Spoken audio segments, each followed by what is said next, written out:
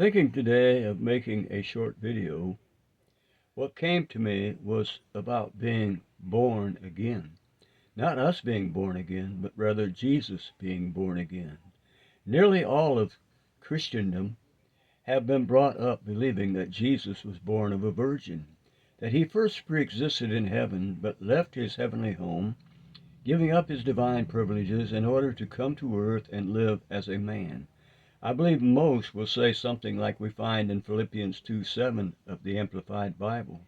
He emptied himself without renouncing or diminishing his deity, but only temporarily giving up the outward expression of divine equality and his rightful dignity by assuming the form of a bondservant, and being made in the likeness of men, he became completely human but was without sin, being fully God and fully man.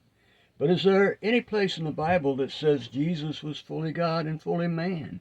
And are there ways of understanding Philippians 2:7 besides the way it has traditionally been understood? I believe the New Jerusalem Bible has some very good notes concerning this. For Philippians 2, verses 6 through 11, it says that this is probably an early Christian hymn quoted by Paul. It has been understood of Christ's kenosis in emptying himself of his divine glory in order to live a human life and undergo suffering. More probably, Jesus is here contrasted as the second with the first Adam. The first Adam, being in the form or image of God, attempted to grasp equality with God, and by this pride failed. By contrast, Jesus, through his humility, was raised up by God to the divine glory. The notes go on to say, the contrast is with Adam, who was created in the image of God, but misused this. Adam sought illegitimately to be like God. Jesus humbled himself.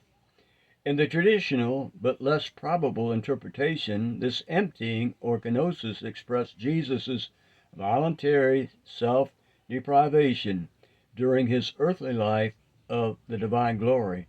But this traditional interpretation is not only less scriptural, but also anachronistic for the development of Christology at this moment of Paul's